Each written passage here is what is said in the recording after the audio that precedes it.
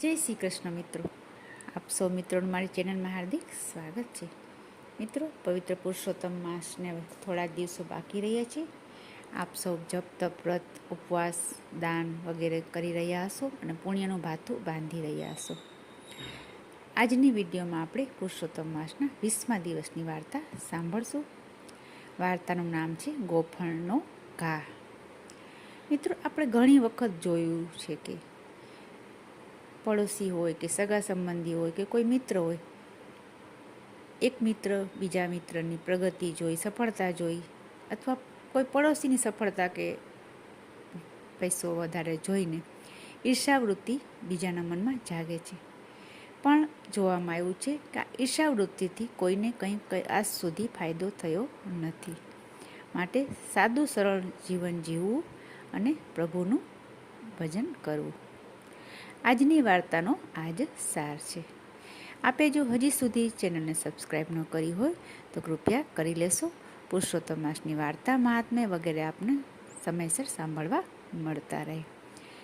ચાલો સાંભળીએ વાર્તા. એક ગામ હતું. ગામમાં બે પટેલ રહેતા હતા. એકનું નામ રામજી હતું અને એકનું નામ મેઘજી હતું. બંનેના ઘર પાસે પાસે હતા અને ખેતર પણ નજીક નજીક હતા. બંને સાથે ખેતીવાડીએ જાય અને સાથે જ ઘરે આવે. રામજીને રામનું રખવાડવું અને મેઘજી થોડોક જાગતો રહેવાનો સ્વભાવ હતો. અને ખેતરની પાસે જ એક નદી વહેતી હતી. એવામાં પવિત્ર ધાર્મિક પુરુષોત્તમ માસ આવ્યો. ગામના બધા માણસો નદીએ નાહવા આવે, નાહી ધોઈ કથા વાર્તા સાંભળે અને પ્રભુનું ભજન કરતાં કરતાં ઘરે જાય. આ બધું જોઈને બંને પટેલોના મનમાં પણ અધિક માસ નાહવાની ઈચ્છા થઈ. બંનેને થયું, આપણે પણ કંઈક વ્રત ઉપવાસ ધર્મ ધ્યાન કરીએ, જેથી પુણ્યનું ભાથું બાંધી શકીએ. આથી બંને પટેલો સાથે નદીએ જાય, નાહી ધોઈ કથા સાંભળે અને પછી પોતાના ખેતરે કામે વળગે. હવે આ વખતે બન્યું એવું કે મેઘજી મહેનત તો ઘણી કરે પણ મહેનતનું ફળ મળે નહીં. ત્યારે રામજીના ખેતરમાં અન્નનો પાક ખૂબ સારો થયો હતો. આ વખતે રામજીનું ખેતર લીલું લહેરાતું હતું, જ્યારે મેઘજીનો મોલ સુકાતો જતો હતો. આ રામજીની ખેતરમાં પાકેલો મોલ જોઈ મેઘજીના મનમાં ઈર્ષાવૃત્તિ જાગી અને તેના મનમાં ઝેર ભરાયું.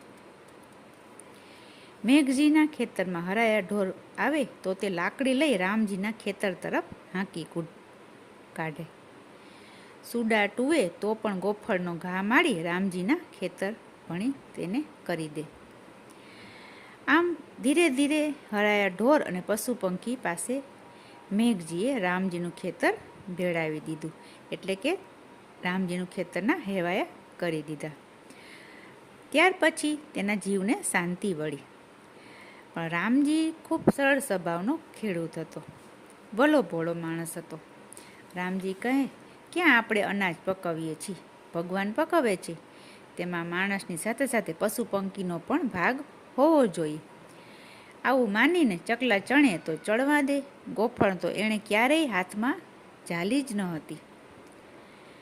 હવે એક દિવસ મેઘજી ખેતરમાં ખેડ કરતો હતો. જમીન ખેડતા ખેડતા એક ત્રાંબાનો ચરુ તેના હાથમાં આવ્યો. મેઘજી તે દિવસે સાંજે કથામાં ગયો, પણ કથામાં તેનું ધ્યાન લાગ્યું નહીં. તેનું ધ્યાન તો પેલા ચરુમાં જ રમતું હતું. મેઘજીએ કથા સાંભળી ન સાંભળીને ચૂપચાપ એ ઊભો થઈ ગયો કથામાંથી અને ખેતરમાં ગયો. રાત પડવા આવી એટલે તેને ચરુ ઉગાડ્યું. તેણે જોયું તો તેમાંથી ધન માલને સાટે પથ્થરને કાંકરા નીકળ્યા. હવે આ જોઈને મેઘજીએ તો કાંકરાનો ઢગલો કર્યો અને ચરુ માંજી સાફ કરીને મૂકી રાખ્યો. હવે સવાર પડી એટલે ચકલા, સુડા, તેતર અને બીજા પંખીઓ મોલ ચણવા આવતા હતા. એટલે મેઘજીએ તો પેલા કાંકરા ગોફળને ચડાવીને પંખીઓને ટોવા માંડ્યા, એટલે કે પંખીઓને નિશાન બનાવીને મારવા લાગ્યો. પણ ગોફણનો ઘા રામજીના ખેતરે. બધા જ કાંકરા રામજીના ખેતરમાં પડતા હતા. હવે જોગાનું જોગ બન્યું એવું કે એક સાહુકાર અનાજનો સોદો કરવા રામજીના ખેતરમાં ગયો.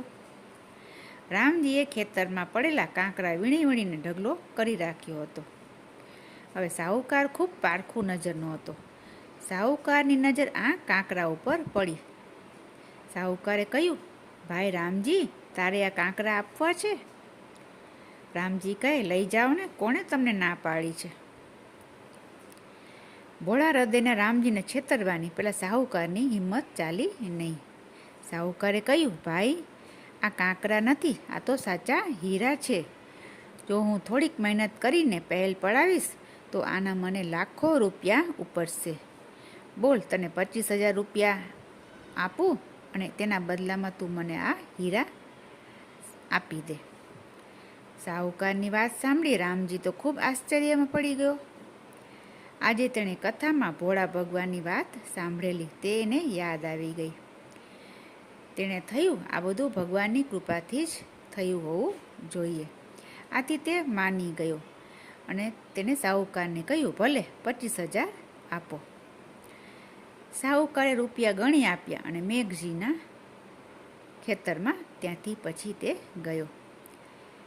મેઘજીના ખેતરમાં ગયો તો ત્યાં એણે 2-5 કાંકરાને પાંચિકા સમજીને છોકરાને રમતા જોયા. તેણે મેઘજીને કહ્યું, ભાઈ, આવા બીજા પાંચિકા છે? મેઘજીએ કહ્યું, ના રે ના, અહીં ક્યાં કાંકરાની ખોટ છે કે કાંકરા સાચવવા પડે. ત્યારે સાહુકારે તેને પણ સમજાવતા કહ્યું, ભાઈ, આ કાંકરા નથી, આ તો હીરા છે. તમે કહો તો આ 7 કાંકરાના 700 રૂપિયા તમને આપું. રામજીને ત્યાંથી તો મને ઘણા બધા હીરા મળ્યા છે. આ સાંભળી મેઘજીને તો ખૂબ જ પસ્તાવો થયો કે મેં જે ને કાંકરા સમજીને ગોફણનો ઘા મારીને રામજીના ખેતરમાં નાખ્યા હતા તે તો અસલ હીરા નીકળ્યા. હવે મેઘજીએ 700 રૂપિયા ગણી લીધા અને પોતાના ઝેરીલા સ્વભાવ માટે ખૂબ જ પસ્તાવો કરવા લાગ્યો. હવે આમને આમ પુરુષોત્તમ માસ પૂરો થયો. ભગવાન ભોળા રામજી ઉપર ખૂબ જ પ્રસન્ન થયા અને તેનું ભક્તિનું ફળ મળ્યું.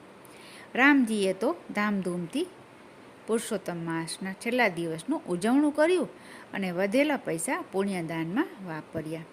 જેવી માણસની દાનત હોય તેવી તેની બરકત હોય છે. ભોળા ભગવાનનો હંમેશા ઈશ્વર ધ્યાન રાખે જ છે.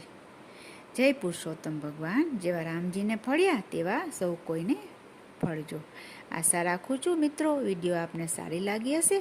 સારી લાગી હોય તો લાઈક કરશો, શેર કરશો અને સગા સંબંધીઓમાં શેર કરશો. ફરી મળીશું બીજી વિડીયોમાં. ત્યાં સુધી જય શ્રી કૃષ્ણ.